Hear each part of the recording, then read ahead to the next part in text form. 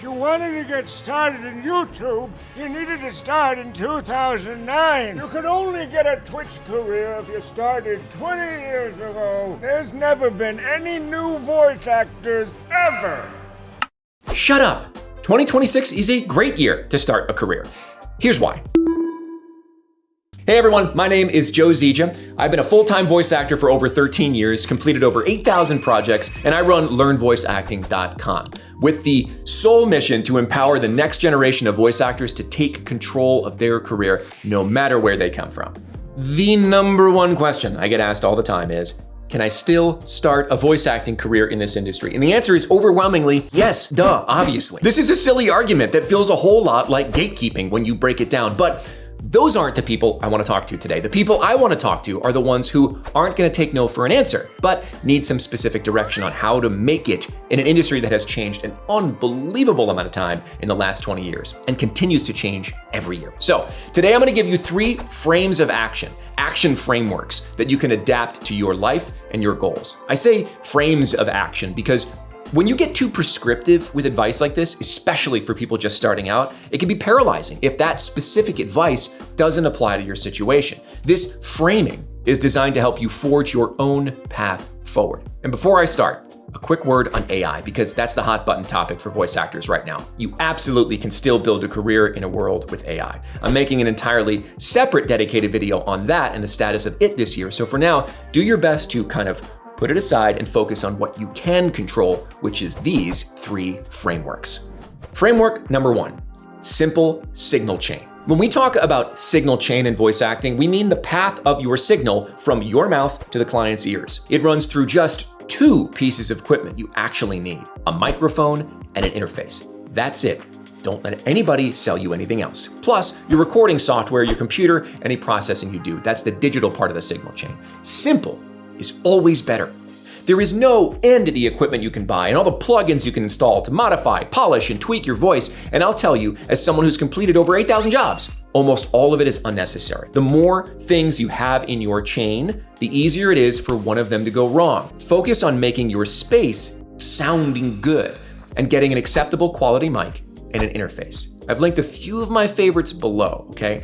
If you focus too much on gear, you'll get paralyzed fast and you won't make any forward momentum. That framework, the idea that it's easy to build a studio because you need 2 pieces of gear, mic and interface, that will help you avoid that paralyzing fear that I need a $1 billion studio to start a career.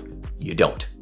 Framework number 2, fire first, aim later. If you listen to a lot of voiceover gurus in this space, they're gonna want you to spend a tremendous amount of time preparing and adjusting, getting more coaching, making another demo, spending thousands of dollars, overcomplicating your signal chain the way I was just talking about. The way I built my career, I slapped together a mic and an interface, and I started auditioning for whatever I could find, anywhere I could find it. Then I made micro adjustments as I got feedback from the marketplace. I didn't build a website right away. I didn't have demos right away. I didn't get an agent right away. I started taking action as soon as possible. And then I let those results educate me. I call this the principle of exponential experience when I teach my students. But what I really mean is stop preparing to go, just go. This could mean auditioning for student projects, jumping onto casting websites if you've got some money to spare on the memberships, making your own demos. What it doesn't mean is doing nothing.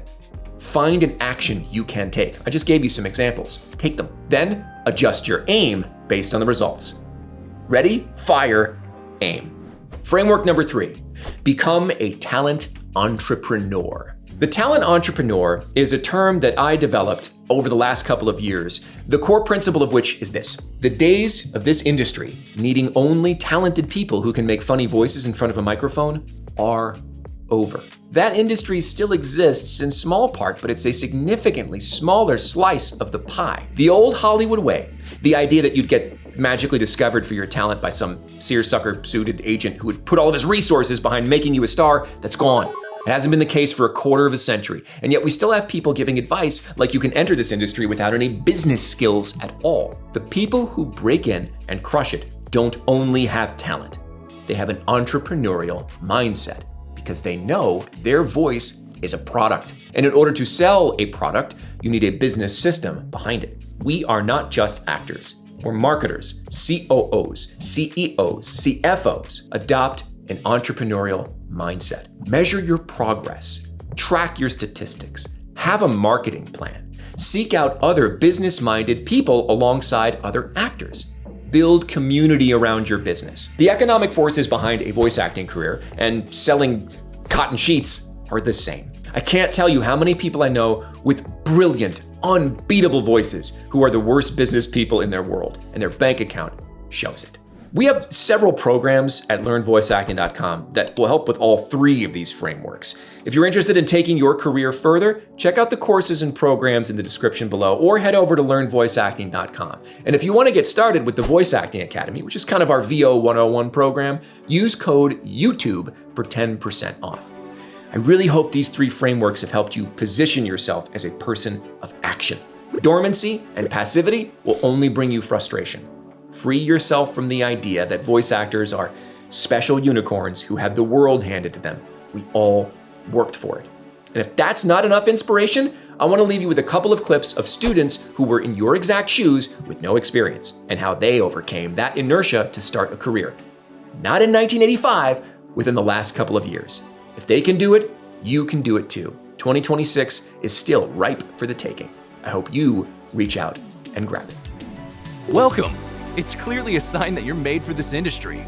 Glad you're here. I was apprehensive of the entire thing, but in that one comment, it awoke something inside me I didn't know I had. I am 1 or 2 jobs away from being SAG eligible. Like, I've been doing the grind and doing the work that all of a sudden these opportunities are starting to come to me now. I've been able to be in my booth full time. It was so much easier to delve into the space together with other people than it is to go alone. I definitely have more positive feedback in my audition statistics and I guess generally auditions. It's been a lot of honest training and pushes in good direction.